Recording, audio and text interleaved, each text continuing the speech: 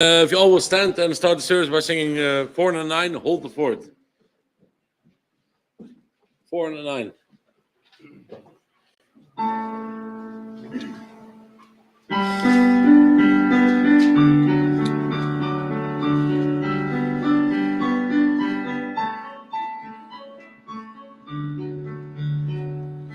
Oh, my comrades, see the signal waving in the sky. Reinforcements now appearing, victory is nigh. Hold the fort, for I am coming, Jesus signals still. Wave the answer back to heaven, by thy grace we will. See the mighty host advancing, Satan leading on. Mighty men around us falling, courage almost gone. Hold the fort, for I am coming, Jesus signals still. Wave the answer back to heaven, by thy grace we will. See the glorious banner waving, hear the trumpet blow. In our leader's name we triumph over every foe. Hold the fort, for I am coming, Jesus signals still. Wave the answer back to heaven, by thy grace we will. Fears along the battle rages, but our help is near. Onward comes our great commander, cheer my comrades, cheer. Hold the fort, for I am coming, Jesus signals still. Wave the answer back to heaven, by thy grace we will. Cornelius, will you open the service of prayer?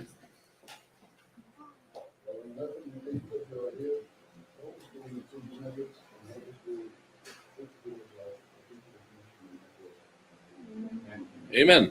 All right, let's stay standing. And for a fellowship song, we're going to sing 439. Work for the night is coming.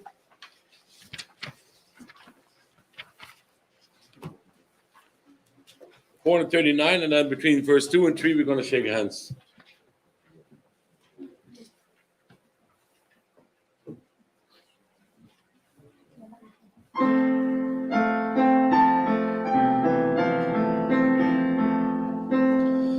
Work for the night is coming, work through the morning hours.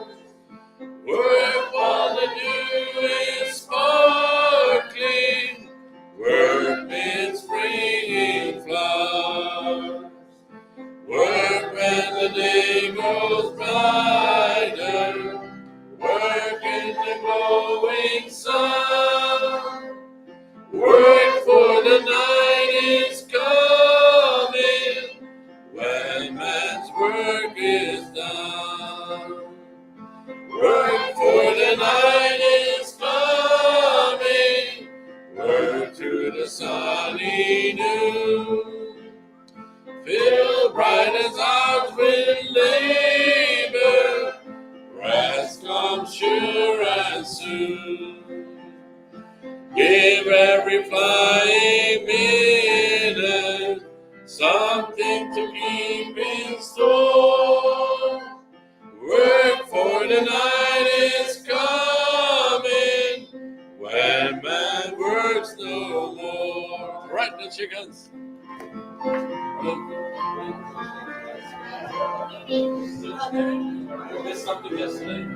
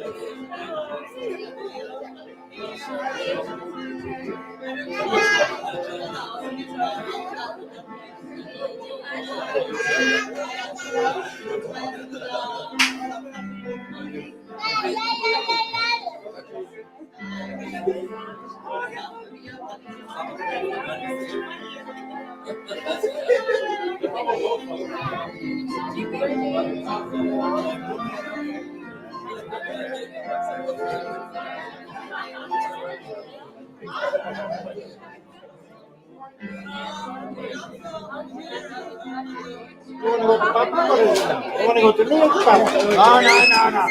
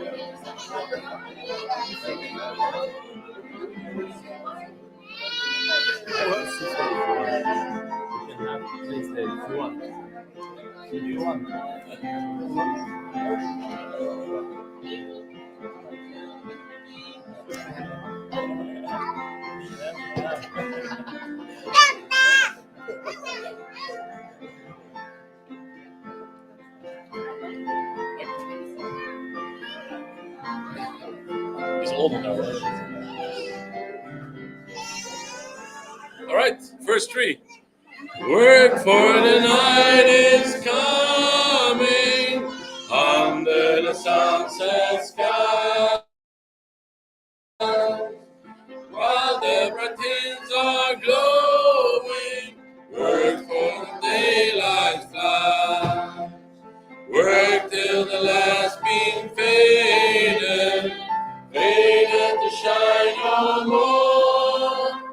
Work for the night is darkening when man's work is over. All right, I appreciate you being here today. You can be seated. I hope you're excited to be in God's house on this Father's Day morning. As you can hear, my voice is bothering me a little bit. I don't know. Yesterday I was fine when we were out soul winning. I started to get weak by the time we got back to the church. And when I got home, I got really sick and I had to lay down for a while. And my voice is part of the repercussions of that, I guess. I don't know if it's the heat. Some people have been sick. There's been a lot of stuff going around. Maybe I got something, but I'm over it and I'm fine. But whatever way, it was a busy day. It was a good day, though. I appreciate everybody who went with us. We had some good fellowship, some really good conversations, I know, with my team. I don't know the rest of the teams. They may have been just talking about carnal stuff when they were driving. But for my team, though, we were talking about spiritual things and about how God blesses soul winning and all of that. So we had a good conversation in my car while we were driving around. So if you don't know what I'm talking about, we went yesterday to Moms to give the gospel in the area down there around the church. We had a really good amount of people come from here to go. Last time we did that 4 years ago, we had 9 people. We had to borrow 2 of Claudia's friends from somewhere else just to get that number, but we had 9 people to go down. This time we had 18 or something like that, I think. I think it's 18 is what we had, because I know once we added Brother Hoffman and his son, that put us up to 20. So that should be right. But we had 18 people come from our church, so double that, and we didn't have to borrow anybody. We just had our people. But we had a good number of people to go down. We had a good opportunity knocking doors. We actually, the team I was with, we went to the farthest place away from the church because I have the bigger van, so I can take everybody in one vehicle. And while we were out, we finished our area a little too fast because I had good conversations. I don't know. Maybe it's the Americans liked me and wanted to talk to me, and they didn't like the others. I don't know what happened. But the other two teams were so fast, I thought that they misunderstood my directions. I couldn't imagine that they made it that fast around where I gave them.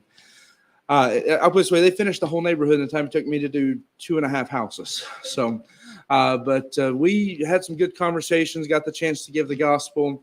But because we finished so fast, we decided to go and just give out tracts and stuff. It's like, okay, if they speak French and we can't talk to them, then they can at least read a tract. So we started to do that, and we started realizing, well, wait a minute, there's a lot of English flags, like, British flags and stuff flying around here. And this is military housing, so this must be the soldiers from England. So Nana and Lee, I think both of them just started knocking on doors while the rest of us were trying to catch up to them. They started knocking on doors, and we discovered a whole new community of people who the church, for some reason, hasn't been trying, not under Brother Hoffman, but in the past, hasn't been really, I don't think, reaching that area, but they speak English. So the excuse of language is not even existent there. So we found a whole new neighborhood there, and we knocked a few doors, but not too many in that neighborhood because we run out of time. But I encouraged Brother Hoffman, and there's a lady in his church who is the housing director for the military base. So like, she knows all the community, she knows all those places, and she encouraged him as well to go not only to that community, but the next one beside of it, because that's the German housing community, and because they work for NATO, all of them should speak English. So he said there's no reason why you can't reach those houses, is what she told him. So that was interesting. We had, I didn't get good reports from a lot of places. I assume the other two teams who went to American Housing had similar experiences where people were receptive. You got to give the gospel, and it was an interesting time. But the one that really, it broke my heart and encouraged me at the same time was we had a team, pretty good sized team, to go to the area right around the church, like the houses beside the church building. And there was one lady who I was told spoke to, I think it was with you, right? And Nicole. So there was one lady speaking to Mike and Nicole, told them that she's lived there for 25 years and nobody's ever invited her to that church. Said she wanted to know why they were inviting her. I've been here 25 years and nobody's done it before. But that's every team that was in that area in the neighborhood around the church had a similar story of people asking, why are you inviting me? I've lived here for however many years. Nobody's ever invited me. Or I thought that church was only for, certain groups or something. I didn't know I was invited there. And so it was something that I think for their church really helped them to see where they've had an opportunity. Like, there's a mission field right there. Like, you just step out the door of the building and it's there. And I don't want to pick on anybody. I'm not trying to make any personal jabs when I say that, but it's not been being reached because of the fear that, they speak French. How can I help them?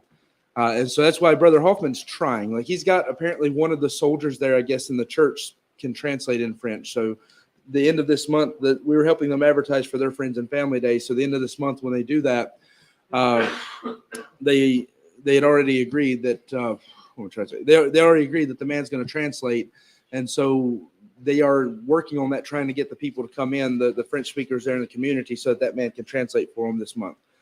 So that's a big step forward for them. That was a big blessing. But I just mentioned that church has been there. Calvary's been there for probably 40 years or more by now. And when I first come here, I want to think it was 35 years. But you have a church that's been sitting in that spot for probably more than 40 years. The first pastor they had, T.J. Tilley, come out of Dr. Roger Baker's church, the director from the mission board where I'm from for Europe, who people who've been here for a long time, Dr. Baker. She come and preach for us a few times before his health went down. But Dr. Baker sent the first missionary to that city out of his church to start that church. So Calvary and Moulins was started out of Calvary Baptist in King, North Carolina, where Dr. Baker was pastor. And then that man, I want to think, stayed maybe 10 years or something. Then they had another fellow come in who stayed 15 or so years, who is a great pastor. We met him when we were in America. His name's Craig Bennett, who I hope one day will come back over to visit and we can get him to preach for us. But he stayed there and really grew the church very well. but somebody came in behind him who he gave it to him because he spoke French, and he said, you can reach the local people. You should take over the church and do that. But instead of reaching the local people, he took all the church's money and ran off to America and almost shut the church down. And so then the next guy come in, and he had to build it back up and, heal all the hurt that was caused by the man before him. And then that's when Brother Mickle got the church, and he's took care of him the past 12 years. But Brother Hoffman, the reason why I was always excited about getting him down there is Brother Hoffman is not a military pastor. He's a missionary. And there's a slight difference in the mentality of those two ministries. When you're a military pastor, you're there. And if I reach other people, that's great. But we're going to focus on this very specific thing. When you're got a more of a missionary heart, like you're called to be a church planter, like what I've been called, your goal is to reach everybody you can reach. Your goal is to build a church, strengthen a church, win the lost.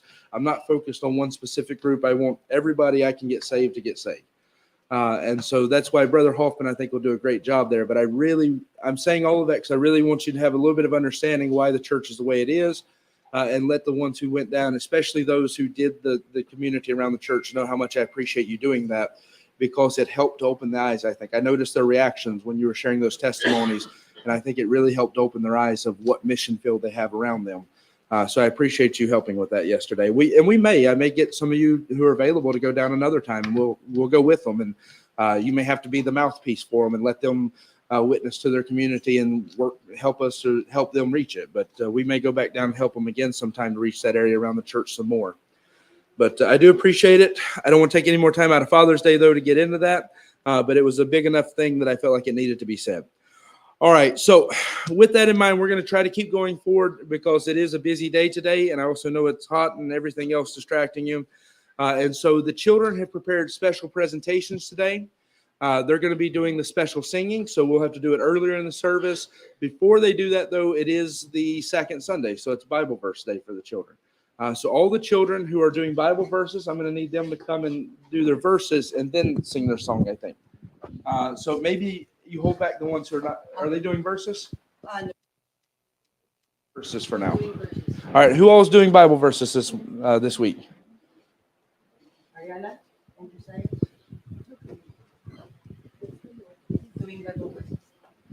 All right. JP, can you get the box of candy, please? It's in the same spot it was before. You got yours?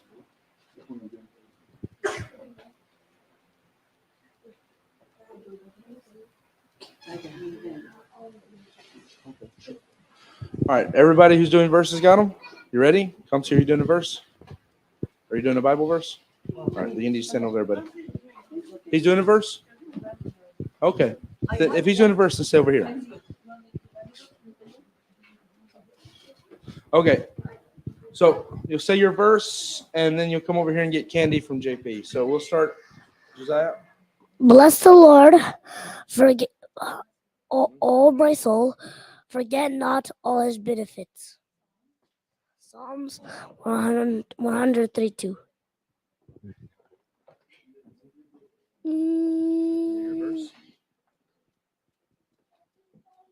Well, how does this verse start? Do you know how it starts? My Bible verse is taken from John chapter 3, verse 16. For God who loved the world that he gave his only begotten Son, for whosoever believes in him should not perish but have everlasting life. Very good. Matthew 4:19. He saith unto them, Follow me, and I will make you fishers of men.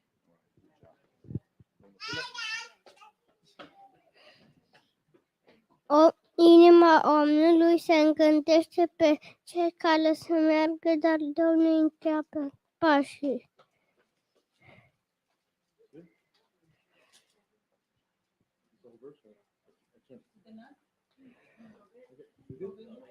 Proverbe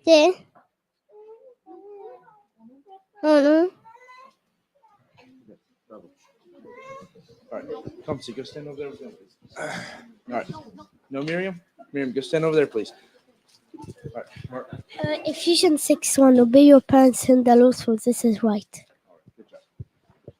Come to David. Pototo în Hristos care mântuiește, Filipeni 4:13. Who's next? Sharon? Ascoltate come stai?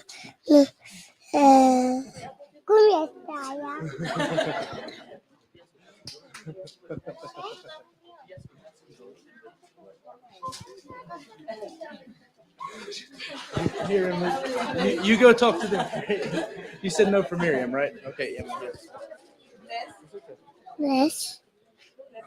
Bless the Lord, O my soul, forget not all his benefits. Psalm 132. Good job. Very good. Get your camera. Do it to the mama. Do it to the mama. You can explain to her. All right. She got it now? No? Move on? Okay. All right. So at this time, they're going to get ready because they're singing the special.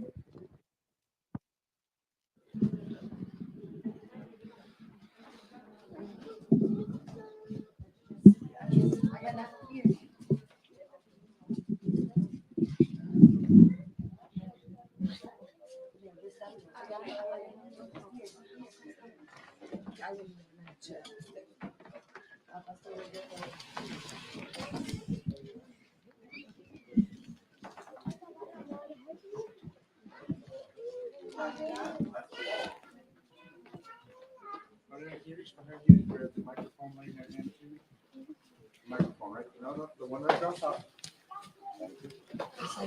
Josiah, can you stand beside Josiah? I'm going to lay this loosely there so you can try putting it on to see if it picks up anything or not. Hold your hand, Evan. Hold your hand. Hold your hand.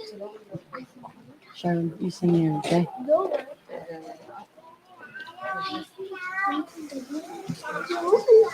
Okay, David.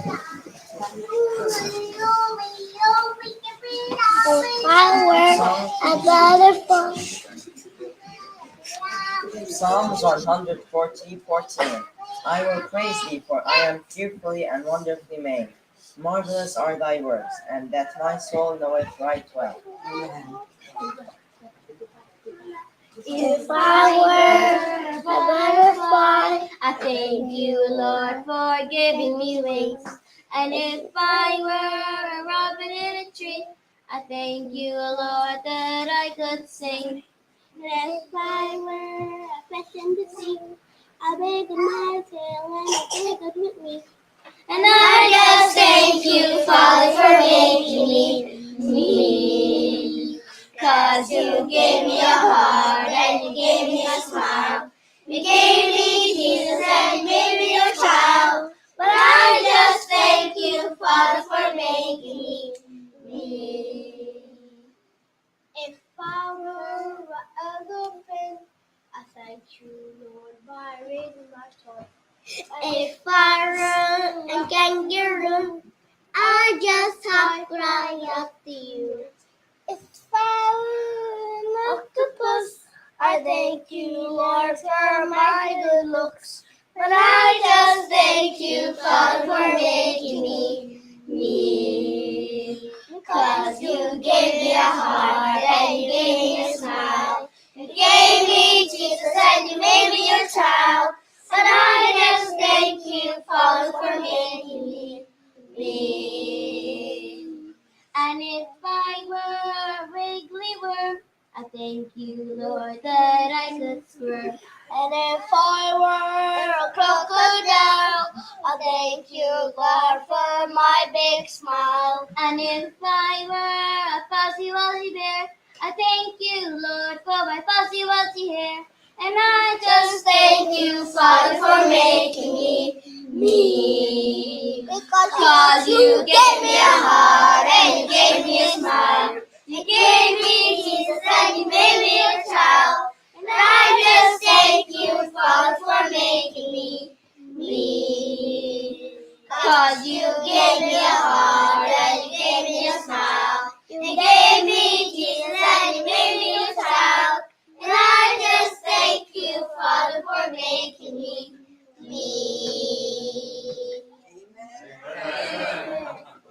Praise the Lord. That's very exciting to see them put that much work in.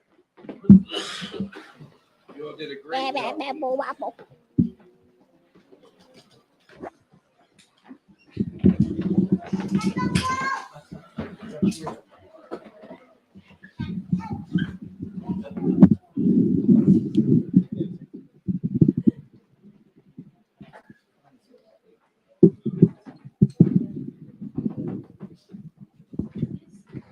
Machik, you and Stefan, you're going to sing as a special next week too, right?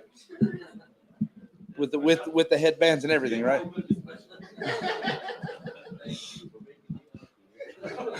Oh, that was his verse. He wasn't talking about Machik. No, that was his personal verse. All right. No, I appreciate that. I heard what they were doing. I gave some tips on what to do preparing the song for Father's Day, but mostly I've been hands off from it. And they did a great job. I really appreciate all the teachers getting involved, working together. I think last week they made the crafts for it in practice, and so they've been working together to do a very good job on that. So I really appreciate that. All right. At this time, it is Father's Day. So the next step in the service is to recognize all the fathers. So I think, to be honest, I'm realizing I still have a few things I can do before that. So I'll give the prayer list and stuff first. We'll do the remaining hymn. That way I give more time for any fathers who may be coming in a little bit late. So let me do it that way. So at this point, what I'll ask is Jonas is out. He and Joe had somewhere they had to go today.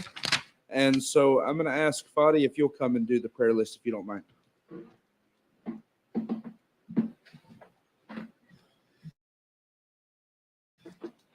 Morning, peace of Jesus be with you all.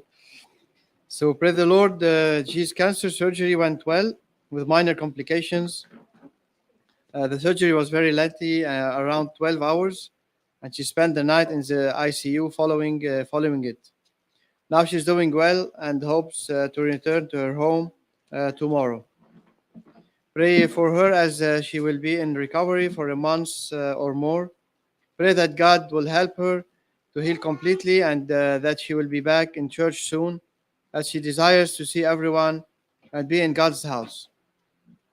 Pray for her husband, David, that he will see the need to trust Christ as his Savior. Continue to pray the Lord as for his healing, for the others with cancer, and pray for those who are still undergoing treatments.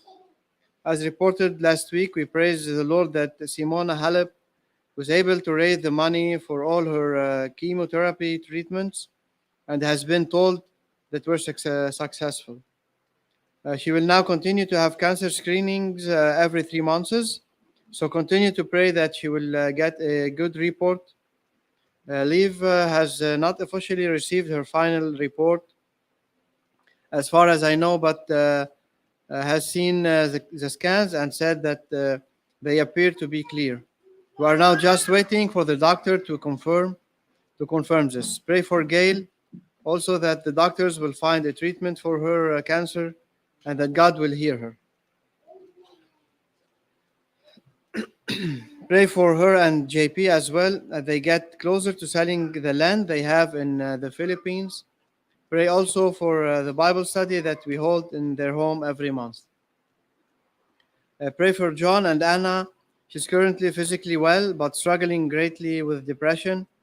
Pray that God will help her and John as they face the stress over the refugee application and John's attack a couple weeks ago.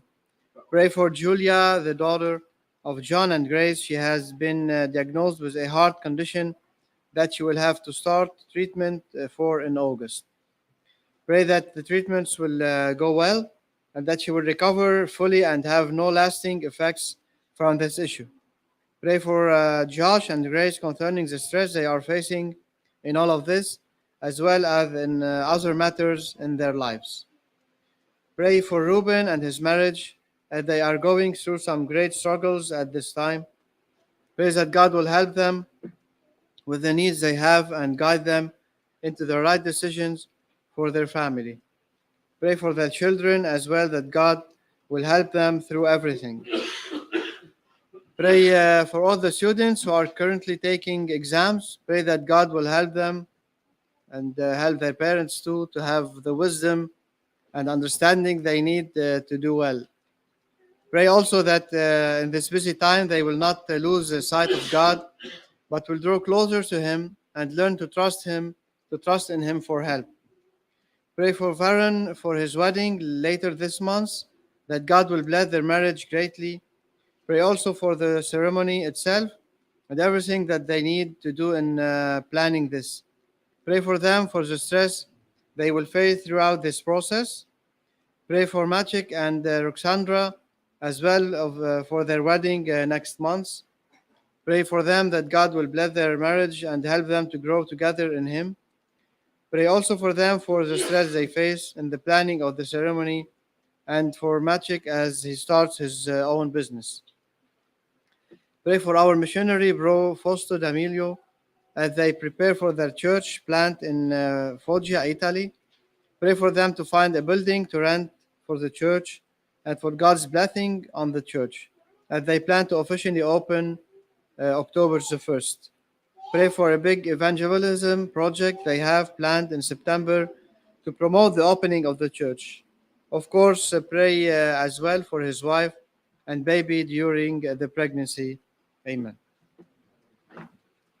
All right. I also should mention on Brother D'Amelio that he has his most recent prayer letter out where he explains some more about the ministry there and what they've just been doing the past couple months and what they're doing in the next little bit. I put one copy up on the bulletin board. I put some extra copies on the table in the front. The ones on the table in the front are as if you're somebody who wants to take that home and put it somewhere in your house so you can remember to pray for him. Those are what those are for. If we run out and you want some more, I can give them. I also recommend that you email him and ask him to add you to his prayer letter list if you want to get them directly from him. But I have the one here we'll keep up. That way people can read it until his next one comes out. And you know what's going on with his ministry. All right. And I want to mention on the fans, I know it's really hot. I'm trying my best to moderate the heat. I opened the front door, but I don't know that that's actually helping us because the temperature outside is probably worse than inside. But the biggest thing when it's hot is to keep the air circulating. And so that's why if you notice, I don't have the fan set directly on people. I know some of you would love that if you're sitting close to the fan. But the reason is a lot of people get headaches when a fan is on them, and it's better to keep the air circulating than just cool down, one or two people. So I have it set to circulate the air through the room as best as I can. I've played with these fans a little bit. I found what tends to work, and that's how I tried to set them. So that's why if you see me moving them or adjusting them, that's what I'm trying to do. All right. Now, saying that, just pray we get into our new building sooner rather than later because there we have air conditioning. That's a big prayer request for everybody. There you won't have to worry about this anymore. When we have a hot day like this here, everybody's not sure if they want to come to church because it'll be too close to everybody, be hot. But when we get over there, you will want to get out of your hot house and come to the church where it's air conditioned. So it'll be no problem to get people at church then. So I did that last year when we had that really big heat wave. I come over here at 5 o'clock in the morning and I took every fan I could find. I brought fans from my house and I set them up all over this building. And I had the room cooled down to where coming from your houses, it'd be like coming to a refrigerator here. And so I've sent that message out and let people know. And there was a lot of people who came to church that day who I don't think would have come otherwise. So I know it makes a difference. And I appreciate you being here in spite of all that. All right. So we're going to sing our Romanian hymn this morning, Trust and Obey, Când umblăm cu Domnul. And Claudia, am I doing this or you? You are? Okay, good. I don't have much of a voice, so I appreciate that.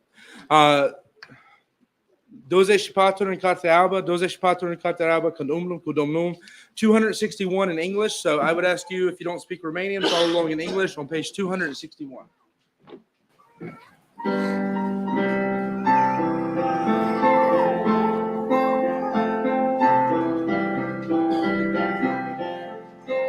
Când umblăm cu Domnul și ascultăm cuvântul, cât de glorioasă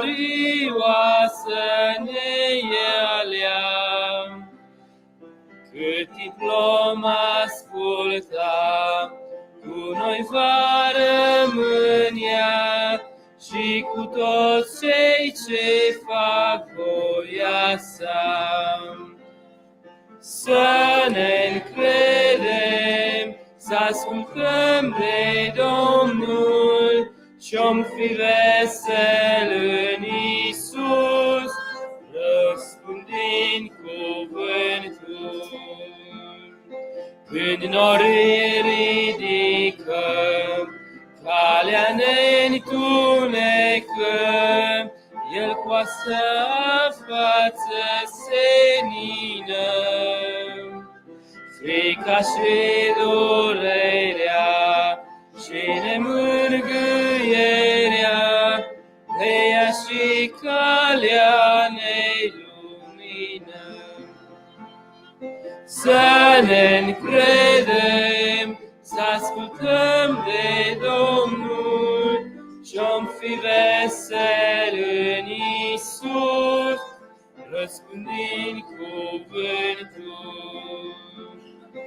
a plătit Domnului pentru iubirea Lui.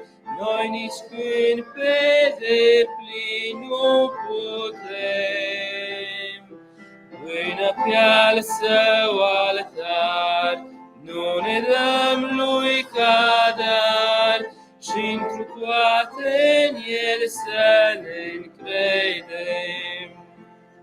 Să ne încredem, să ascultăm de Domnul, și-o fi vesel în Iisus, răspândind cuvântul. Atunci cu iubire la ale Lui picioare, noi privind în față-L vom sta. Și vom putea face tot ce ne va zice, dacă în toate Îl vom asculta. Să ne încredem, să ascultăm de Domnul, și-om fi vesel în Iisus, răspândind cuvântul.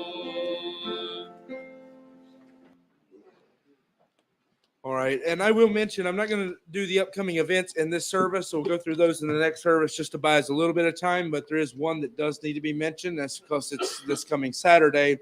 We have the Bible study in Lummel. They're doing the barbecue before the Bible study. That'll be at 7. The Bible study's at 6. Anybody who needs a ride needs to let me know. I'm sorry, it's 5 and 6. Yeah, sorry. 17, that one throws me off sometimes. So 5 and 6, the barbecue's at 5, the Bible study's at 6. So if you're coming, try to plan to bring something to contribute to the meal if you're able. If you need a ride, let me know as soon as possible so that I can arrange who's coming with me to go there, or who you can ride with if I have somebody else who can bring you. But let me know about all that as soon as possible. Please do it by text because it's going to be a very busy day today. And if you come up to me and say, Pastor, I want to ride with you, I will not remember it when I get home today. I'm not trying to be rude. I just know I'm not going to remember it. It's going to be a busy day. So please do that by text. Confirm with me if you want to ride with us to go to the Bible study. But that is this Saturday. So you need to let me know as soon as possible. One other thing I'll say by way of announcement is that I sent this out as an announcement yesterday morning, but I want to emphasize it a little bit. And that is that I've had a project I've been working on. Rukshan's helped me with it some. Some of the others who are involved in the media ministry have weighed in on it and helped as well. Even some people not involved in the media ministry weighed in on it and gave their opinions. But I had an idea to put together a video to put on the main YouTube channel that when you get there, it's the thing that'll play as soon as you get there. That would essentially be a gospel track, but it's a video. Like it's going through giving the gospel the same way a tract would do it. The verses are there on the screen. You have a narrator explaining to you how to be saved, and quoting or referencing those verses that are popping up on screen most of the time, and try to make it something that looks good. Like if I showed you the rough version compared to the finished version, you would actually. The good thing when you do graphics is when people don't see it, it means you did a good job. So if you don't look at it and think, oh, he did this and this, that's fine. But if you could see the rough version compared to the finished version, then you would understand why I spent a lot of hours polishing it up and making it the way it is, because there's a lot of things I had to do to the graphics of it and designing it to make it look good and make the transitions and everything good. So there's a lot of playing with it and working on it. But the main thing why I'm talking about it is because you have an ability to give gospel tracts in written form, but those you can't send to everybody in the world so easy. Those are good for people who are right here next to you. But you have people all around this world that you care about them and you don't want to see them die and go to hell, that if they speak English, I just gave you a tract that you can send them through WhatsApp, through Facebook, through whatever. And people tend to watch stuff that's not too long. 7 minutes, admittedly, is probably pushing the limit just a little bit, but it's not much. I mean, they take 7 minutes out of their life to watch the silliest things you can imagine on the computer. So what I'm asking and recommending people do is take the link for the video that I sent you and just forward it to anybody you know who you want them to hear the gospel. If they listen to it, they do. If they don't, they don't. The same thing as giving a gospel tract. You don't have control over whether they read it, but you did your best to make sure they had the gospel. So that's what I've made that for. I encourage you to do it. I'm paying money out of my own pocket to run it as an advertisement, so it pops up on people's screens everywhere, so people have a chance to hear the gospel through it. But I encourage you to do your part through it to get the gospel out. I try to make it easier on you. All right, now we can do Father's Day. So for Father's Day, of course, we want to recognize all the fathers. I want to say up front that we have a gift for each father and a gift for all of the men. And last time, I don't think people understood very good when I explained this. But what that means is if you are a man, let's say, how old are you, Daniel? 12. I'll count from 12 and up. Okay, whatever he said, and up. If you're in this room and you're not in the children's class and you're a male, I'll let you have a piece of chocolate. It's fine. I'm not gonna fight with you about it. If I have to police the table to make sure Daniel doesn't take chocolate, it's going to be a hard day for me. So Daniel, you can just have a piece of chocolate. It's fine. But there is every male in this room, there is a piece of chocolate on the table for you. If you are a father, there is also, in addition to that piece of chocolate, a gift for you. Now, the thing is, for the women, I was short on time. It was a very stressful time right next to Mother's Day. I had some stuff going on. I know some stuff with the building, some other stuff. So because of that, I did not get to put as much thought and time into trying to buy gifts for the mothers, and you got stuck with Tupperware, and some of you liked it, some of you didn't. I understand that. So for the men, I tried to keep it fair, and I tried to buy something that is equal in a lot of ways to that. And so I bought neckties. I feel like most men are going to look at neckties about the way a lot of women look at Tupperware. So that was my opinion on the matter. So I bought ties. There's several different colors and stuff. There seem to be decent quality ties, and they're laying on the table. And so if you don't need it for nothing else, take one so that next time you have a funeral or a wedding or something to go to, you have a tie, or you can wear them for church. You know, you can do something with them. It's good to at least have a tie hanging in your closet somewhere. I recommend wearing them more, but I can't force you to do that. But for all the men, there's chocolate. For the ones who are fathers, there's also a necktie on the table for you out front. I'll take the cover off when it's time for that after the service. So at this time, I'm going to ask all the fathers, not the men, just the ones who are fathers. All the fathers, if you'll stand at this time.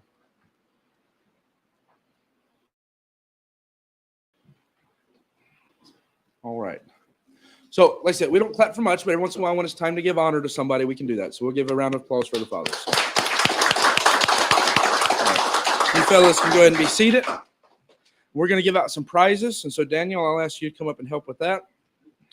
We're going to give out prizes for the youngest father, the oldest father, the father with the most children at church today, the father with the oldest child at church today, and the father with the youngest child at church today. And this is why I have a rule that somebody can only collect one prize at a time, because I'm pretty high candidate for most of those prizes. Because you may not know this, but compared to a lot of men in this church, I'm just a baby. I don't look like it, but I'm only 34. So seeing that some of the people like Jonas, who's definitely younger than me, and Aurelian, who's definitely younger than me, are not here today, I don't have a lot of competition on that one. I definitely don't think I have any competition on the youngest baby. It's kind of hard to beat, one born last month. And then for the most children, I'm pretty sure I don't think anybody else has 4 today. So there's not a lot of competition is what I'm getting at. So yeah, we'll get there. Well, the good thing is I can only take one. And I don't normally even care to take one, so we're okay. All right, so what we're going to do is normally I recognize the parents with the oldest, youngest children, that kind of thing first. Then we move into the most children, youngest father, oldest father is what I try to do. So what I'm going to do for this is I'll start, because it's the order it is on my paper, I'll start with the parent with the oldest child. And so you didn't bring Reuben with you today, so I know that today y'all beat him at Mother's Day just by a couple. You beat her at Mother's Day just by a couple months, but I think it's switched this time. So I already think I know the answer to this question. How old is Rebecca? 27? Okay. I hope you know it. All right. Anybody here with a child older than 27 at church today? Nobody? Okay. So that's going to go to Nico. And that'll be the littlest thing over here, the plunge. No, sorry. In the middle. I can't see him, so yeah. I know he works on stuff, so like me, he'll definitely appreciate that. the parent with the youngest child. Is there anybody here today who has a child less than 1 month old? Because mine's 1 month today. That's at church. I'm giving a chance if somebody has a child less than 1 month. Okay, I'll take the other set of pliers. That's fine because I like them. I actually bought them for me in the first place and then said I'll let the church have them to give as a prize. So, all right. And then we'll do the most children. I'm disqualified from that, so you're good now. The only other two people I had written down as competition on that one are Aurelian and Claudia. And again, Aurelian's not here, so he's missing out on a lot of prizes today. So I'm pretty sure the answer to this is Claudia. Does anybody have more than 3 children in the building that I don't know about? Like you've got them hidden somewhere. You must have 3 that I'm just forgetting you today in the building. Okay. So then you will be taking to Claudia. What do I have here? You'll be taking this to Claudia. Yeah. All right. And I think at this point I will do youngest. We'll save the greatest honor for the oldest. So for youngest, I don't even know where to start. Ezekiel, how old are you? 40? This is not right. Yesterday I asked Nana how old he was. I'm 40. That's not possible. I don't believe you. You have a man here who takes pictures professionally. That's what he does for ad campaigns and stuff. And he's 43 years old. And here I am, 34, and I look like I could be his father. But I even know that I was talking to Maciek the other day, and I was asking him how old he was. So I assumed he was younger than me too. He's 1 year older than me. It's not right how some people age gracefully and others. Have you ever seen the picture of a president of most countries? I know in the U.S. this is true. You look at any president when they start their term and when they finish their term, and it's like they age 30 years and 8. And I look at my pictures when we started this church and where I am now, and it's like I've aged 30 years and 6. But no, it's not bad. Somebody was saying yesterday, if I shave my beard, lose a little bit of weight, get back to what I was before, I'd look like a baby again. So I know what the answer to my problem is. All right. So yeah, there's a chance maybe. I don't think so though. How old are you again? 36 or 37 or 37. See, it's not, now you see when he has to stop and pause and think about her age, that he has to stop and think about his own age. All right, anybody who is a father today who's younger than 37? How old are you? 33? Okay, so I've got 33. It's a good number we're getting down to. Anybody younger than 33 a father? Okay, the prize goes to Arnold. Oh, you were this close to fun. Actually, I had expected I have my expected answers written down on the paper here, and I expected, like if Aurelian was here, that he was going to get the youngest father, and then I was going to get the youngest child. So I had my expectations. So the extra thing laying here on the table, I was going to give to you because your wife is expecting a child, and we gave her a special prize because she's the one actually going through all the stress of that. But we'll give it to you anyways. So if you'll take this thing over here and give that to Stefania. It's like I can't remember, like 8-in-1 socket. So I'll teach you how to use it later. You can ask your father-in-law. He'll teach you how to use it. All right.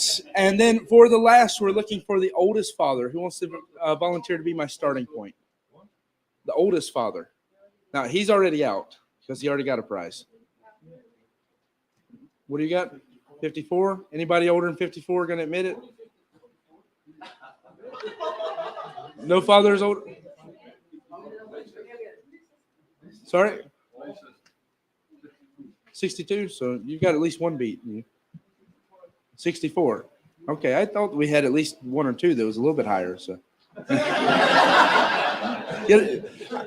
I can claim you because I told people I adopted you. That's why I was going to joke when I was going to say I'm in competition for every prize here. My joke was that I've been saying for years I adopted Eli, so for sure I qualified for the oldest child. He's older than I am. All right, so 64. Any dads here older than 64? All right, so take this to Rob. Like I told the ladies, if you don't like your prize, it's a prize. It's not something. If you don't like it, stick it in a closet. Next Christmas, find somebody you don't know what to buy them, give it to them. It'll be fine. It's not maybe the most exciting thing in the world, but here's the thing: I don't know exactly who's going to get it. Even my expectations are not always correct, so I can't cater them to each person's individual taste. So I just buy something that I think men in general would probably like to have or maybe need to have many times. So also I'm limited by what they have in the store when I go in. Same thing problem I had with the women. So if you don't like it, like I say, it's fine. Just give it to somebody else later on. Next time you need a gift to give to somebody. But I hope that it's a help to at least some. All right. I appreciate everybody. I appreciate all the fathers. I appreciate the things you do for your family to keep everything going. After the service, in honor of the fathers, we are going to have an ice cream buffet, so where you can go in and make whatever you want. I messed up with the mothers, and I apologize to you. It's too late for me to fix it. I should have let you go first to go back and eat the snacks and stuff on Mother's Day.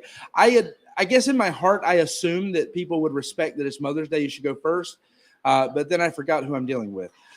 So I have no idea who I was up here. I'm just joking.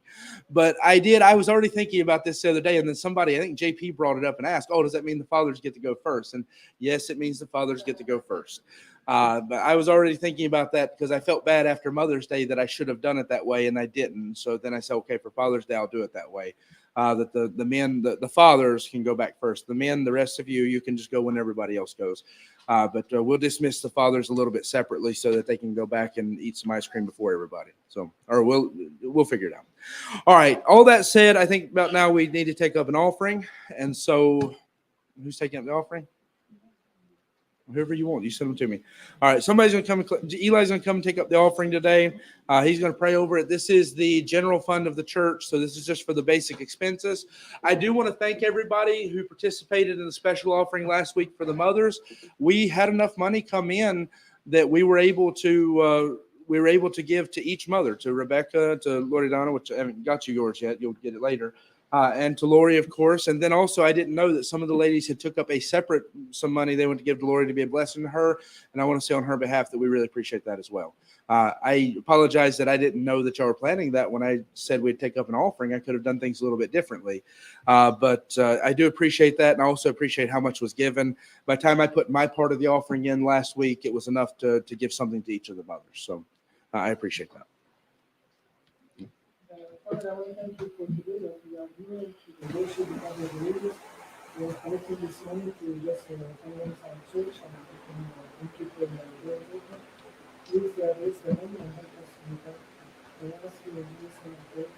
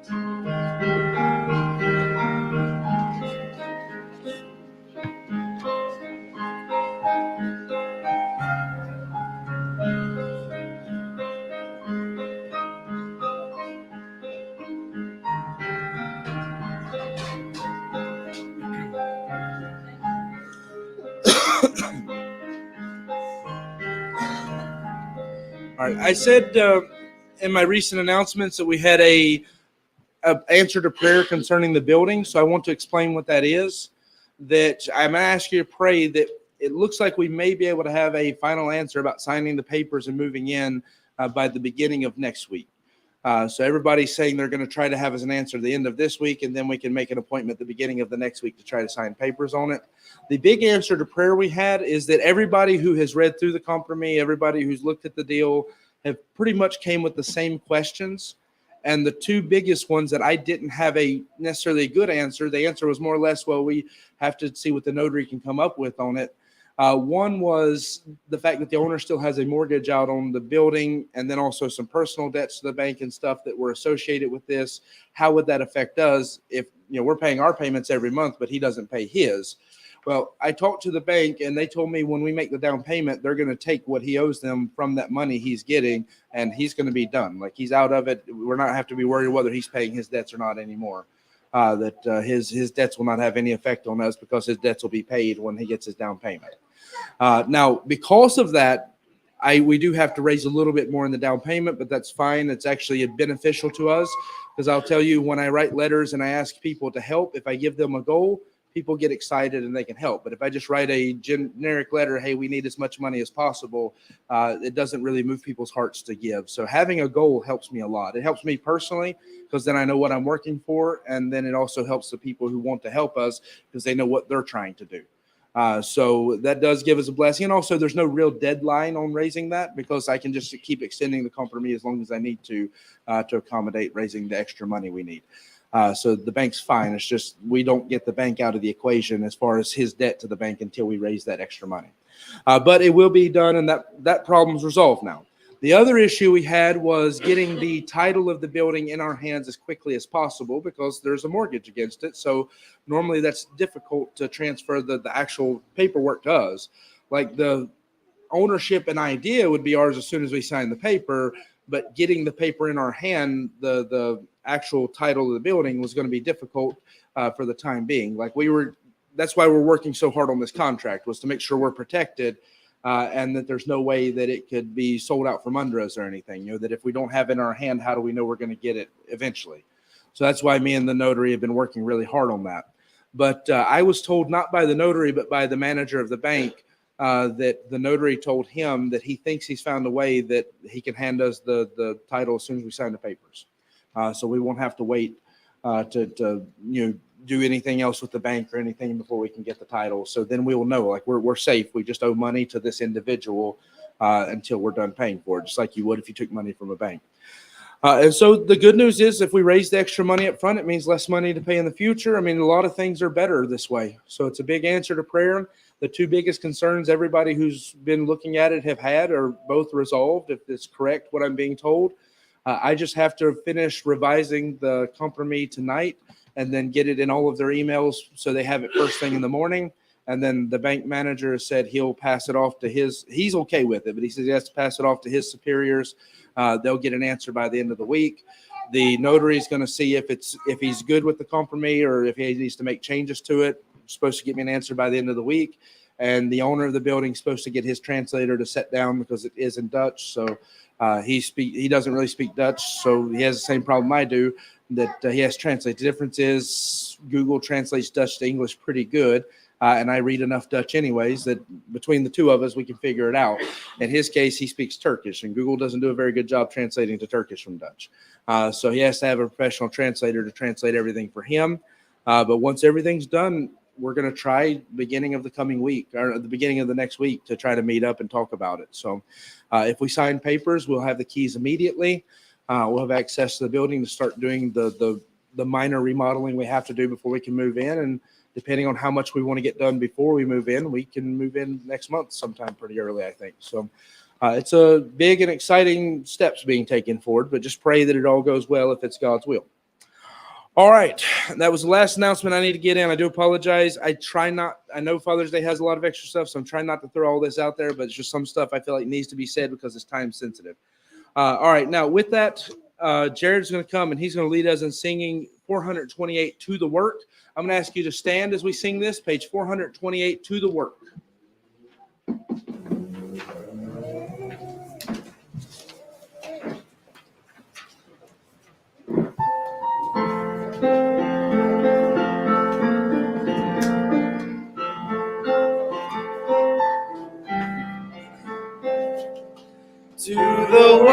To the work, we are servants of God.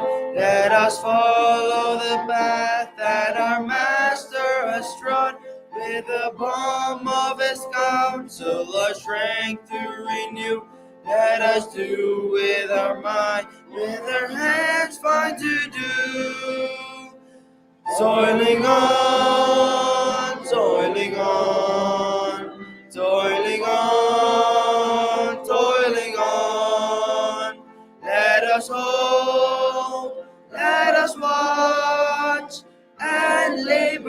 till the Master comes. To the work, let the hungry be fed. To the fountain of life, let the weary be led. In the cross and its banner, our glory shall be. While we herald and tidings, salvation is free. Toiling on, toiling on, toiling on, toiling on. Let us hope, let us watch, and labor till the Master comes. To the work, there is labor for all. For the kingdom of darkness and error shall fall, and the name of Jehovah exalted shall be. In the loud swelling chorus, salvation is free. Toiling on, toiling on, toiling on, toiling on. Let us hope, let us watch, and labor till the Master comes. To the work, in the strength of the Lord, and a robe and a crown shall our labor reward. When the home of the faithful our dwelling shall be, and we shout with a ransom, salvation is free. Toiling on, toiling on, toiling on, toiling on. Let us hope, let us watch, and labor till the Master comes.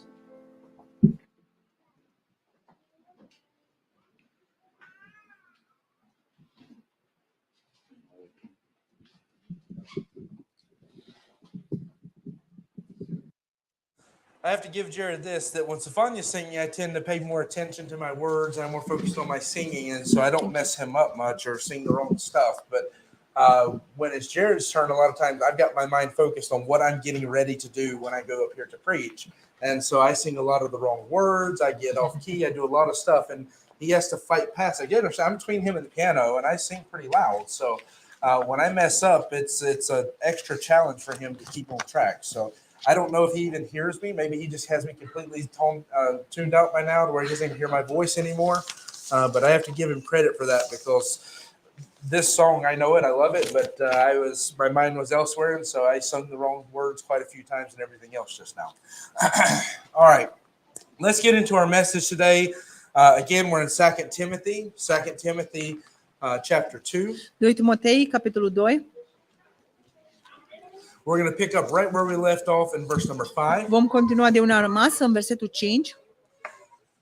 As we're talking about this idea of enduring as faithful men. Vorbim despre această idee despre a îndura ca oameni credincioși. So last week we saw Săptămâna trecută am văzut that to endure you need strength.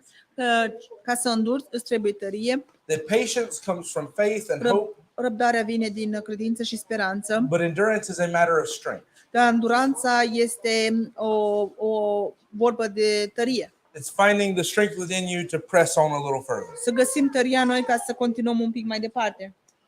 And then we saw the first step in doing that. Și apoi am văzut primul pas în aceasta. And finding that strength to press on more. În a găsi această tărie să continuăm mai mult.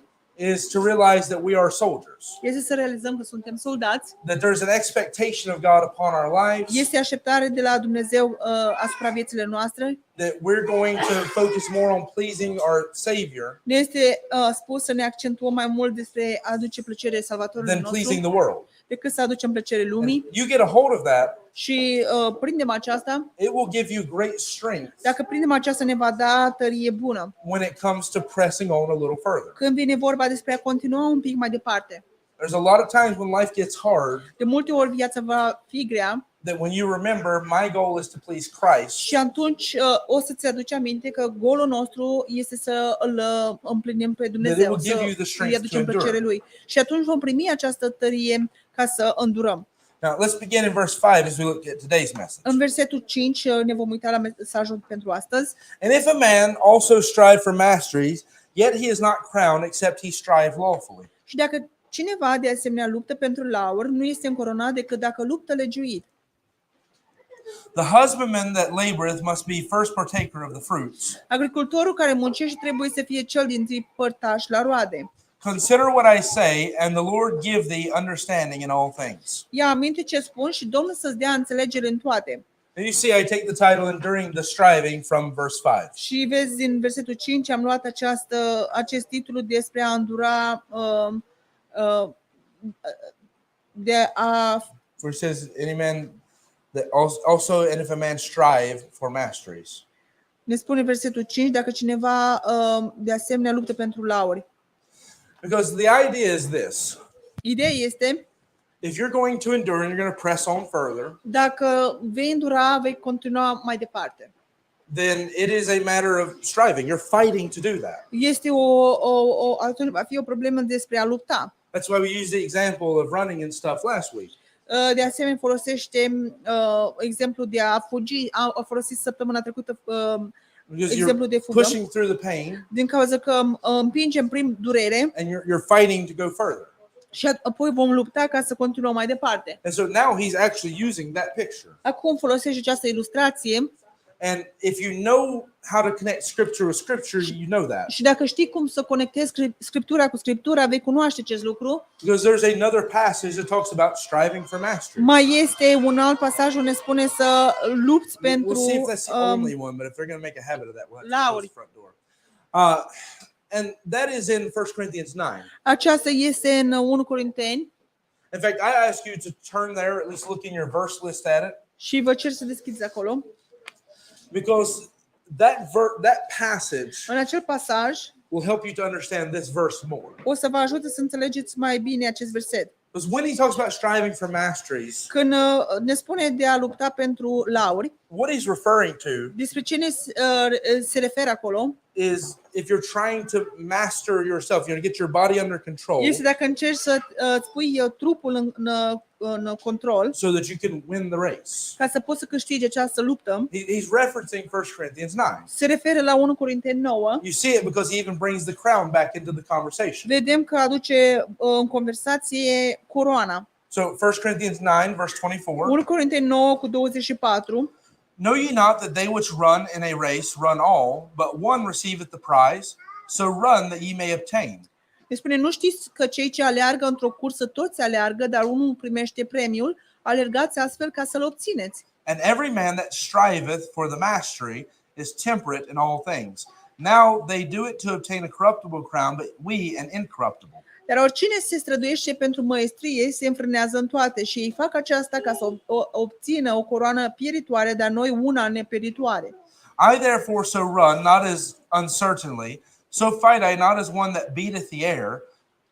Eu de aceea astfel alerg, dar nu ca în nesiguranță, astfel lupt, dar nu ca unul care lovește în aer. But I keep my body under and bring it into subjection, lest that by any means, when I have preached to others, I myself should be a castaway. Și îmi disciplinez trupul și îl țin în supunere, ca nu cumva în vreun fel, după ce am predicat altora, eu însumi să fiu descalificat. So you see now Vezi acum, that one verse in Timothy is referencing to this. acest verset în Timotei se referă la partea aceasta. He's using the exact same language. Folosește același limbaj, It's only here he's explaining it more. doar aici îl explică un pic mai mult. And of course, in Timothy, we understand the context is written to a pastor. În Timotei înțelegem contextul că este scris pentru un păstor. So that's why it's good to see that in 1 Corinthians, this is not uniquely a commandment to pastors. Și de aceea este important să vedem că 1 Corinteni nu este unic doar pentru păstori. In fact, this is connected even to the fruit of the Spirit. De fapt, aceasta se conectează cu rodul Duhului, The last fruit, temperance. cu ultimul rod, care este temperanța. It's talking about this. It's getting yourself under subjection. Și vorbește despre a ne pune sub supunere. And so what he's talking about Despre ce vorbește? when we say striving for masteries Când spune despre a lupta pentru măestrie, is realizing that in the end, there has to be a purpose to your life, what you're doing. Este să realizăm că la sfârșit trebuie să avem un scop al vieții pentru ceea ce facem. And the illustration he's using to explain that Și ilustrația pe care o folosește să ne explice is to look at your life like you're running a race. este să ne uităm la viața noastră ca și cum alergăm o cursă. And he says, there's many people in a race, Sunt mulți oameni într-o cursă, but only the one who finishes well, the winner, doar cei câștigători care vor termina această cursă gets the bine, crown. va primi această coroană. Now, he's not saying in heaven there's just one little crown and we're all fighting to get it. El nu vorbește că el va avea doar o coroană mică și toți luptăm să primim acea coroană. What he's pointing at Dar despre ce ne direcționează? Spre ce is ne that direcționează? you can run a race, Este că putem să fugim o cursă, but să if alergăm o you're not cursă. the one who finishes well, Dar dacă noi nu suntem cei care terminăm această cursă there's bine, not a reward for running the race. nu va fi o răsplată pentru a alerga această cursă. Only the one who ran the race well and won Doar cei care au alergat cursa cu bine is rewarded. este cel răsplătit. And he's trying to apply that to your life Și încearcă să aplice aceasta spre viața noastră, to get us to understand ca să this. facă să ne înțelegem, să If înțelegem. you're faithful to God for 30, 40 years, Dacă suntem credincioși lui Dumnezeu pentru 30-40 de ani and the last years of your life you just throw that away, și ultimul an a vieții noastre l-am aruncat there's not deoparte, a reward for the 30, 40 years you ran well. nu va fi o răsplată pentru cei 34 de It's the ani. one who finishes well. Este cel care termină cursa cu bine. That's why he's using the comparison to the one who wins the race. De aceea folosește această comparație cu cel care va termina cursa, care o Because va that's the one who didn't just sfârși. run it well, Nu este doar cel care a fugit cu bine această cursă, he finished it well. care a alergat cu bine, dar este cel care a terminat cu bine. He's trying to get each of us to understand Ne this. face să înțelegem That if we're looking for a motivation, că dacă căutăm o motivație to continue to be godly parents să continuăm să fim părinți evlavioși, after children are out of the home, după ce copiii noștri sunt în afara casei to noastre, continue to be faithful when nobody else is watching, să continuăm să fim credincioși atunci când nimeni nu ne privește, to continue to press forward when the motivations you used to have are not there să anymore. continuăm să ducem mai departe când motivația care obișnuiam să o avem nu mai este. Many people go to church when they're young because their parents are making them. Mulți copii merg la biserică când sunt tineri din cauza că părinții îi fac să meargă la biserică. Many parents go while they have children at home because I want my children to learn about God. Mulți copii merg la biserică când copiii lor sunt acasă din cauza că vor ca copiii să vadă părinți Many credincioși. people who are younger and have energy Tineri care au energie will dedicate a lot of their time to God. își vor dedica mult din timpul lor lui Dumnezeu. But we tend to either let distractions Dar ori lăsăm distracțiile or the fact that we felt like we did good in the beginning sau faptul că am început cu bine la început make us start to slow down. să ne facă să încetinăm. Think about it in terms of running. Și ne gândim despre această cursă de alergat. If you ever watch people run, Dacă te uiți la oamenii you've care seen alergă, this. You've seen that person who they take off like lightning in the beginning. vezi acea persoană care fuge cu tărie de la început. And then something happens. Și apoi se întâmplă ceva And this person who was leaving everyone in their dust și această persoană care ar fi lăsat pe toți în spate, suddenly is struggling to keep up. dintr-o dată se luptă să mai continue. Sometimes it's because they pushed themselves too hard Uneori este că s-au forțat prea mult and they injured themselves. și apoi s-au rănit. And the truth is they need some rest and recovery. Și adevărul este că au nevoie de odihnă și de recuperare. Sometimes it's because they got distracted. They lost sight of the finish line. Altădată este că și-au pierdut privirea și atenția le-a fost luată. Sometimes it's because that pain, like what I said about getting the pain in your side, is too much. Uneori este că durerea care, așa cum am vorbit, o primești pe lături, este prea mare. And sometimes they just got tired. Uneori poate au obosit. And because of this, Și din cauza aceasta, people who started well cei care au început cu bine don't always finish well. nu întotdeauna termină cu bine. And while this is a message I can preach to the older people a lot easier, Și în timp ce acesta este mesajul care pot să predic celor mai în vârstă mult mai ușor, it is definitely not limited to them. este cu siguranță nu este limitat doar I pentru don't ei. care what your age is in this room. Nu contează ce vârstă ai în această cameră. The point of his message Scopul acestui mesaj is to keep your eyes on the prize. este să ții ochii tăi spre acel premiu. Don't get distracted. Să nu îți pierzi He vederea. already told you in the last part of the passage, don't let the world distract you. Am vorbit despre cealaltă parte a pasajului, să nu lași ca lumea să te distragă. Now he's telling you, don't let your flesh distract you. Și acum vorbim despre a nu lăsa ca trupul tău să te distragă. Get your flesh under subjection. Puneți trupul sub supunere.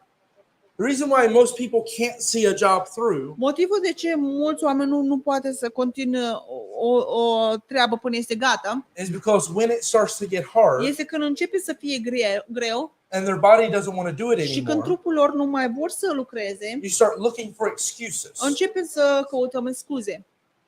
I guess this is on my mind Aceasta este mintea mea, cred, because in the next service I'm going to preach about some things that connect to fasting. din cauza că în următorul mesaj am să predic despre niște lucruri care se conectează cu postul. But I have, throughout my life, Prin viața mea, I'll go through periods where I fast quite a lot. trec prin perioade unde postesc destul de mult. I've never been a Moses. I've never done 40 days, Niciodată n-am fost un Moise, n-am făcut niciodată 40 de zile, but 3 to 5 days in a week. dar 3-5 zile pe săptămână. But the reason I never make it past the 5th day is always the same problem. Dar motivul de ce nu trec niciodată peste 5 zile este aceeași problemă întotdeauna. Because when Moses and Jesus and all the rest did it, they did it in the wilderness. Când Moise și Isus au făcut acest lucru, erau în pustie And nobody's baking fresh bread around them, and și nimeni nu face pâine proaspătă în jurul lor. nobody's dragging them to grocery stores. Nimeni nu-i duce la magazin. And what happens is I go in mentally strong. Ce se întâmplă este că mental mă duc puternic în acest post. Then this old flesh of mine, Dar apoi carnea aceasta, trupul meu vechi, al meu bătrân, after the 5th day, după or a in the 5-a 5th zi, day, sau la sfârșitul a 5-a starts to zile, play tricks on me. începe să joace jocuri cu The mine. last time we did it was a couple weeks ago, Ultima dată când am făcut aceasta a fost acum câteva săptămâni praying about all this with the building and everything, și some mă other rugam stuff. despre clădire și alte lucruri. And we got to Carrefour, Și am ajuns la Carrefour, and I walk in the building, am intrat în clădire. and okay, first part of the store, they got some fish and stuff there, so I'm fine. That's if anything, that's putting me away from the food. So. Prima parte a magazinului era niște pești, dacă nu altceva mă trimite mai departe.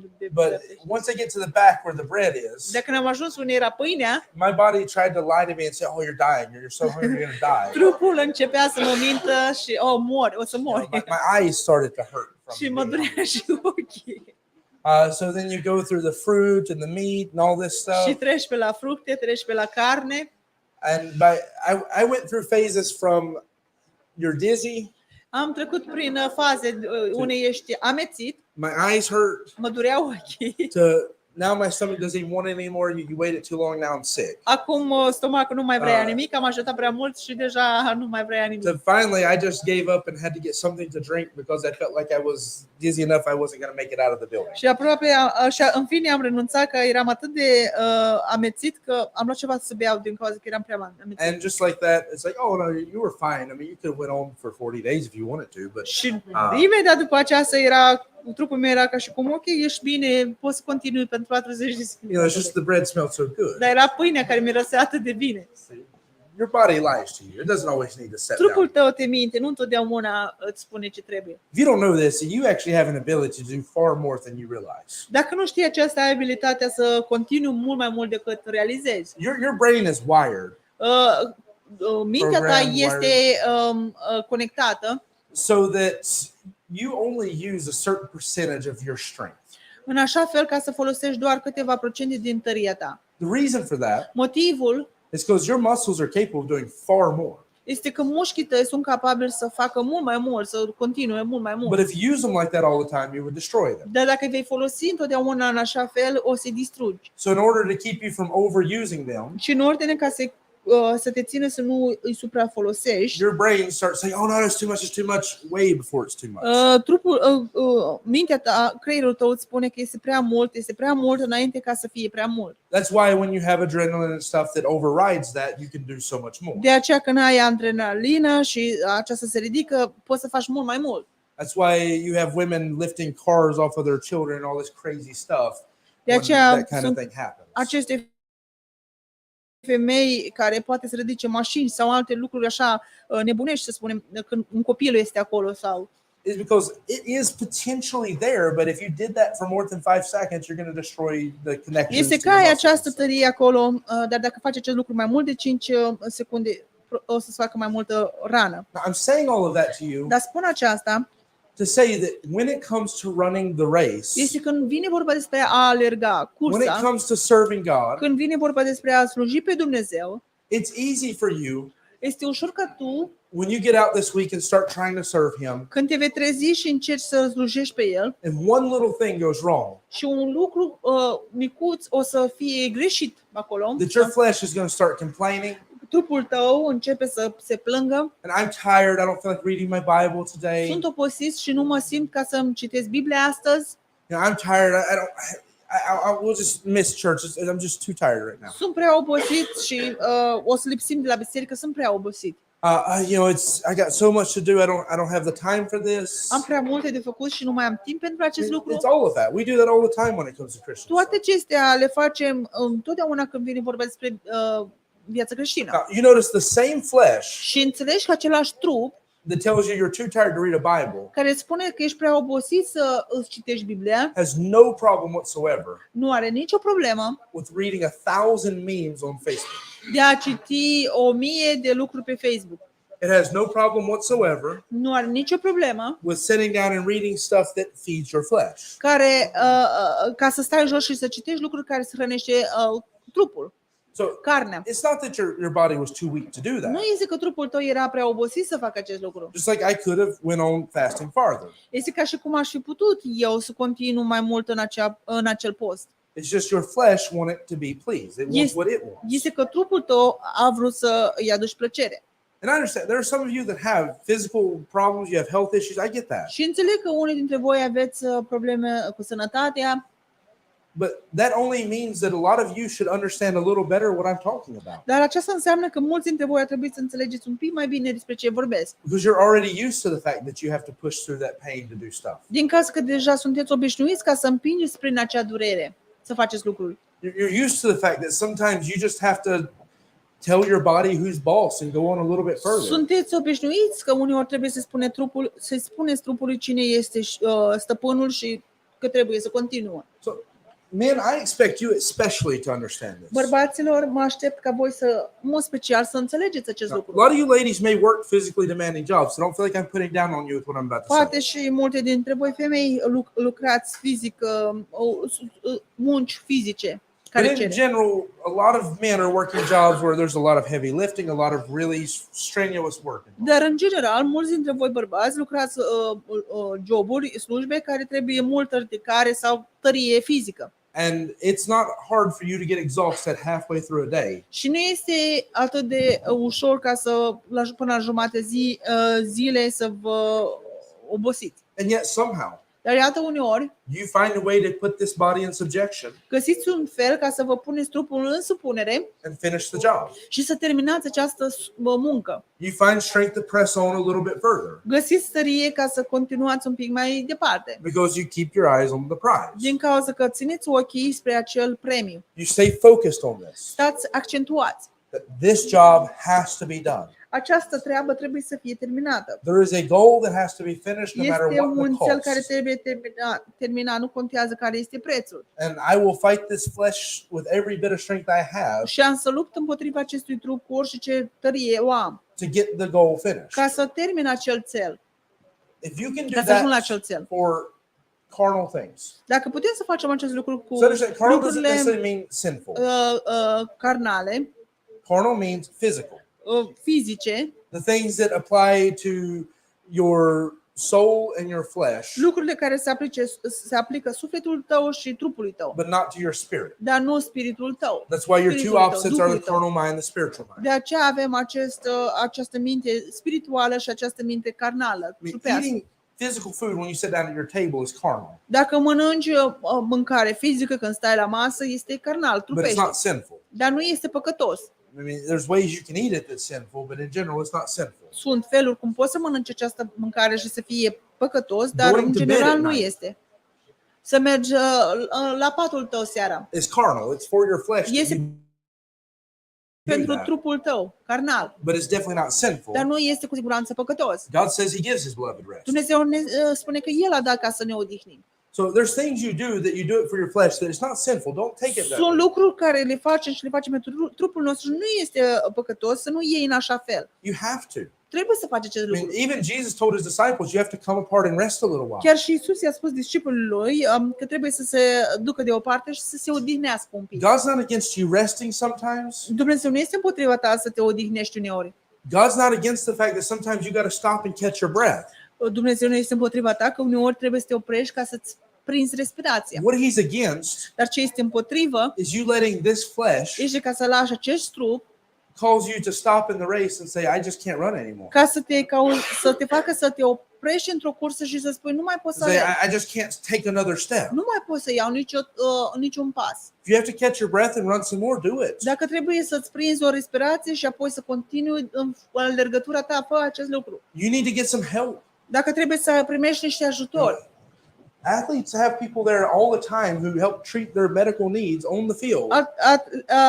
Alergătorii au întotdeauna oameni acolo care să îi ajute. Because there's a lot of injuries Din cauza că sunt multe răni, that if you don't do nothing, it'll take you out of the game. că dacă nu vei face nimic cu acestea, o să te ia afară din joc. But if you just get a minor help with it, Dar dacă ai un ajutor minor you can get right back in the fight. și poți să te duci înapoi în această alergătură, în această cursă. Maybe you need to call another Christian or me as your pastor Poate trebuie să suni un alt creștin sau pe mine ca păstor and get someone to encourage you and pray for you. și ca să te încurajeze cineva să se roage cu tine. But don't let the flesh get you out of the race. Dar să nu lași ca trupul tău, carnea ta să te ia din această odihnă. Maybe you need to take a week off from work and rest a little while. Poate But don't let trebuie it get you out of the race. Din această cursă, poate trebuie să-ți iei o săptămână liber să te odihnești, dar să nu ieși din această alergătură, în această That's what cursă. he's talking about in these verses. Despre aceasta ne vorbește în aceste versete. Is you have to realize that one day Este că trebuie să realizăm că într-o zi we'll stand before our Lord o să stăm înaintea Domnului nostru and we'll give an account of what we've done with this life. și o să dăm o socoteală despre ce am făcut cu viața noastră. And Paul says it'd be a shameful thing Și Pavel ne spune că ar fi un lucru de rușine for me who's preached the gospel to ca people eu, cel care am predicat Evanghelia oamenilor, to be a castaway or someone who's shipwrecked. să fiu dat deoparte. Someone who was sailing just fine and then I just crashed my ship. Cel care am fi navigat barca mea cu bine și dintr-o dată mi-am But understand, deteriorat barca. he's not talking about salvation when he makes that statement. Nu vorbește despre salvare când vorbește despre You see, aceasta. God used that same terminology to refer to people who are saved but messed up their life. Vedem că Dumnezeu folosește aceiași termeni despre cei care sunt salvați, dar și-au făcut ceva greșit în viața lor. The idea is, how shameful would it be for me to have run a life well Ideea este cât de rușinos ar fi ca să alerg această cursă cu bine, only to let this flesh knock me out of the race? doar ca să las ca trupul acesta să mă scoate din această cursă. That's why he talks about how the athlete trains and they get their body under De subjection. aceea vorbește cum se antrenează și își pune trupul sub supunere. They learn how to press through that pain, Învață cum să continue prin acea durere, because if you're going to finish the race well, din cauza că dacă vom termina această cursă cu bine, you have to be able to do that. atunci vom trebui să continuăm, să învingem Anybody can aceasta. start off fast at the starting line, Toți putem să începem cu bine la început, but to finish well, So you repede. have to get the flesh under subjection. dar ca să terminăm cu bine, trebuie să ne punem sub supunere. And so then he tells us Și apoi ne spune, here in the passage, în pasaj, in verse number în 26, versetul 27, he makes a statement to us that I therefore so run, not as uncertainly, so fight I not as one that beateth the air.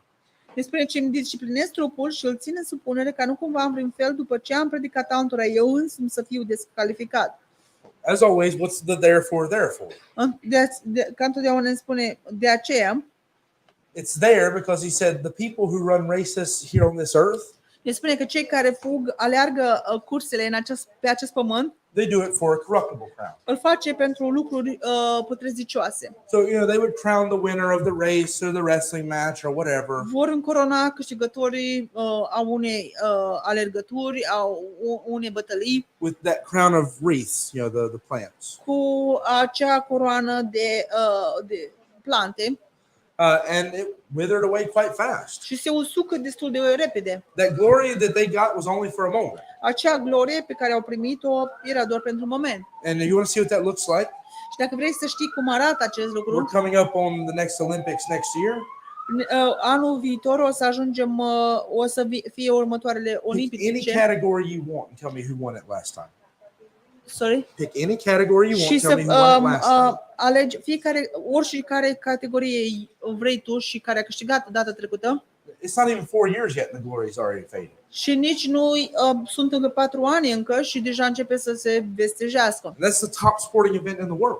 Acesta este evenimentul top în He această says, lume. but I run Dar din cauza că eu alerg for an incorruptible crown, pentru lucruri neputrezicioase, for a reward that's laid up in heaven, pentru o răsplată care ne așteaptă în cer, for a treasure that fadeth not away, pentru o comoară care nu se va vesteji, that moth and thieves and rust cannot take it from care hoții și molia nu poate și rugina nu poate să le ia. See, I'm running for something that the only thing that's going to mess this up is me quitting the race. Alergăm pentru lucrurile care singura persoană care poate să greșească aceasta este ca eu să renunț să mai alerg această cursă. And he says that's why I run like I have something to run for. De aceea ne spune că alergăm și avem pentru ce să alergăm. He said, I don't do this like somebody who's uncertain and doesn't know what they're doing. Nu facem ca și cum o persoană nu știe ce să facă. I run like I have a goal and a destination that I'm trying to get to. Alergăm ca și cum avem un cel și o destinație în care să ne ducem. Now, I don't spre care fight să ne like I'm ducem. punching the air. Nu luptăm, nu lovim ca unul care lovește aerul. I fight like Jared's my enemy and I know who I have to beat. Lupt ca și cum Jared este dușmanul meu și știu acest lucru. He says, I fight like I have a goal. Spune că luptăm ca și cum avem un cel.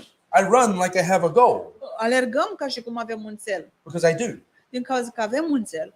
It's not by accident that you see that. Nu iese prin accident să avem acest So cel. you want to know how you can continue to strive on and fight a little further? Vrei să știi cum să continui un pic mai departe, să lupți un pic mai mult? You have to have a goal. Trebuie să avem un cel. You have to have something that you're looking for to do that. Trebuie să avem ceva ca să privim în continuare. And in the Înainte. spiritual sense, Și în sensul spiritual, he says it's looking to the fact that one day ne spune să ne uităm la faptul că într-o zi I'll stand before my Savior. o să stăm înaintea Salvatorului nostru. And he's going to take those things that were done for him. Și lucrurile care le vom face pentru el le va lua. That'll be gold, silver, and precious jewels. Și dacă este aur, argint și bijuterii prețioase. That which was done for me, Ceea ce a fost făcut pentru mine wood, hay, and stubble. va fi lemn și paie. It'll be put in the fire, Vor fi puse în foc and my reward is what's left. și răsplata mea este ce va mai rămâne. And he makes it clear it's not about salvation. Și ne spune clar că nu vorbește despre salvare. He says even the person who everything burns up. Ne spune că chiar și persoane care toate îi se vor arde. He says they're saved, Spune că sunt salvați, but as by fire. dar ca și cum prin foc. Their reward perishes, not them. Răsplata pierde, dar nu ei. So you have to set a goal. Trebuie să avem un cel. What are you living for? Pentru ce trăim? Is your goal with this life Celul tău în această viață este to give this flesh everything that it wants? ca să-i dăm trupului acesta tot ceea ce vrem, All the comforts, all the happiness, toate bucuriile, toate conforturile, all the material things. toate lucrurile materiale. Is your goal to make sure your eyes have seen everything this world has to offer you? Celul nostru este ca să vadă ochii noștri tot ceea ce are lumea de oferit, Or is your goal sau este țelul nostru that one day when you stand before Christ, ca într-o zi când vom sta înainte lui Hristos he'll look at you and say, well done, thou good and faithful servant. să se uite la noi și să spună bine făcut, rob bun și credincios. What's motivating you to run? Ce te motivează ca să alergi cursa? Because if you don't have the right motivation, you'll give up. Dacă nu vei avea motivația corectă, vei renunța. You may run well while parents or children or somebody else is looking. Poate vei alerga această cursă când părinții sau copiii sau cineva te privesc. You may do good to please a spouse or whatever. Poate vei face lucruri ca să aduci bucurie sau plăcere soțului, soției, But eventually, dar that old flesh will get its priority that it's looking for. acel trup bătrân sau vechi o să primească prioritatea. If the goal is not set on pleasing Christ. Dacă țelul nostru nu este accentuat să-i aducem plăcere lui If you're not Hristos, running for that, dacă nu alergăm pentru acest lucru, then when nobody's looking, the flesh will win. atunci când nimeni nu privește, se mai uită, carnea noastră o să That's renunțe. why he warns us. Anyone who thinks they stand, De aceea ne avertizează că dacă o persoană crede că stă în take picioare, heed lest he fall. să aibă grijă că va cădea. That's why Paul in 1 Timothy De aceea Pavel în 1 Timotei already addressed these things adresează aceste lucruri deja, by talking about the law unde vorbește despre lege and saying that you have to use it lawfully, but it's good. și spune că trebuie să o folosim în mod legiuit Because one și part este of bun. verse 5 I haven't touched is he says you must run lawfully. Din cauza că în o parte din versetul 5, care nu am vorbit despre aceasta, ne spune că trebuie să alergăm în mod legiuit, So you can't cheat in the race. ca să nu trișezi în această cursă. You can't run good when everybody's looking and then lay down and take a nap when nobody's there. Nu poți să alergi bine când toată lumea te privește și să te odihnești But când in that nimeni same passage nu where te privește. he's talking about the law is good if you use it lawfully, De aceea, în același pasaj ne spune că legea este bună dacă o alergăm în mod legiuit. what does he talk about? Despre ce vorbește? He says that Timothy needs to be careful that he might war a good warfare. Ne spune că Timotei trebuie să aibă grijă ca să câștige această luptă cu bine. To not be shipwrecked.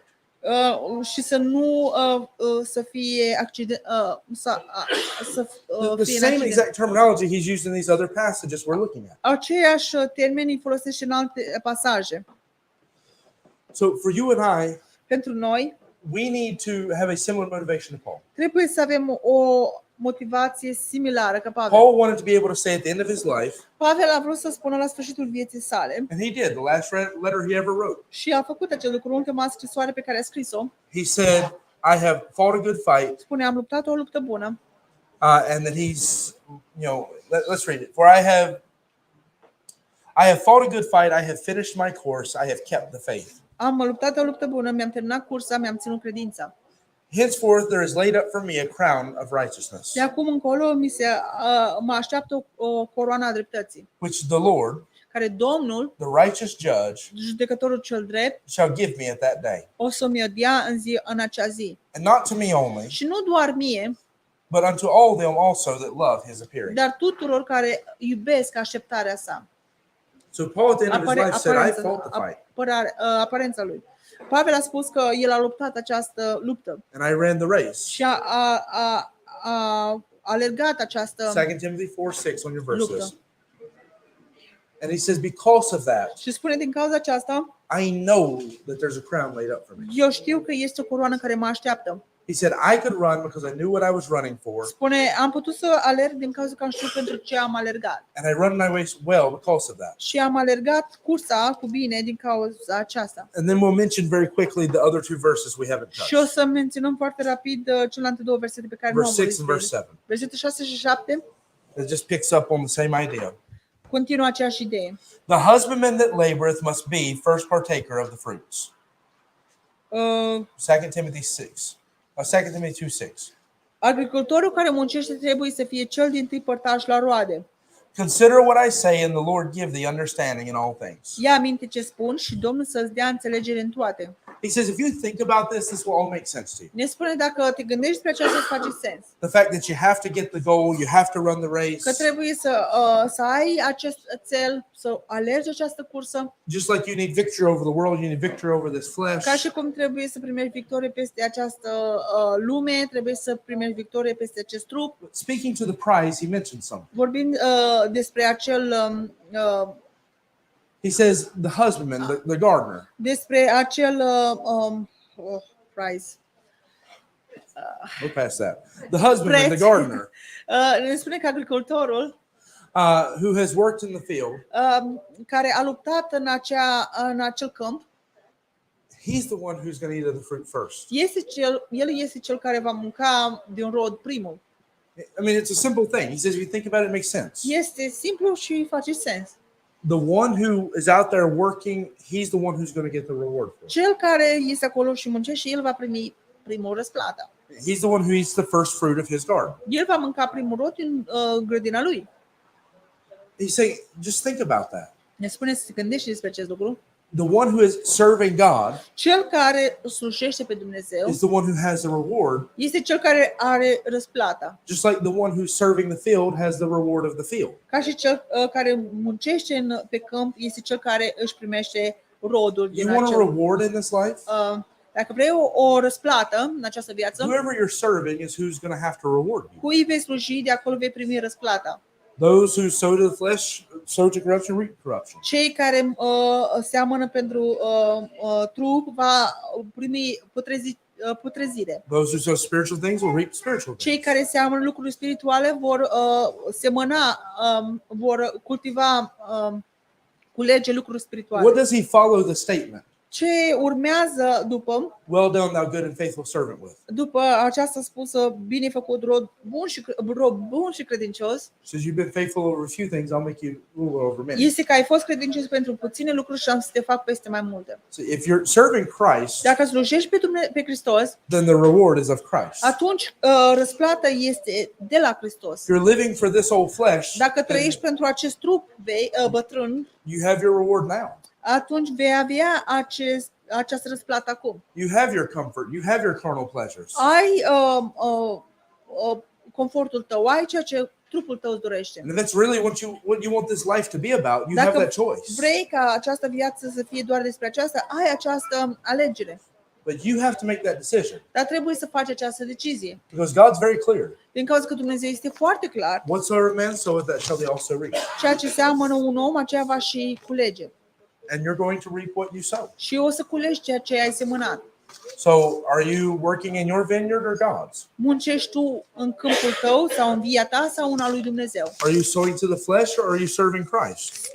Muncești tu pentru trupul tău sau îți vei sluji pe Hristos? You have to make that decision. Tu trebuie să faci această decizie. And once you set your eyes on your prize, you're going to Și run for odată it. ce ți-ai accentuat ochii tăi spre acel preț, Just make sure you're running for an incorruptible crown and not a corruptible. doar să fii sigur că vei lucra pentru lucruri neputrezicioase, nu putrezicioase. Make sure you're living for something worth living for Să fii sigur că vei trăi pentru ceva care este vrednic de a trăi and not for this flesh, și nu pentru acest trup, so that you can run your race well. ca să lupți această cursă cu bine. And not only that, you can finish well. Și nu doar atât, dar ca să o și termini cu bine. Father, we thank you and praise you, God, for what you do. We pray that you watch over us, help us to serve you. I thank you for your blessings, God. Pray that you just work in what's been said and done here to bring glory to your Son's name. I pray that you speak to every heart, Lord, that we put a focus on you and live our lives for you, Lord. We thank you for all of this. We ask it in your Son, Jesus' name. Amen. All right, as Nick closes out the live stream, I'm going to ask everyone to stand with me.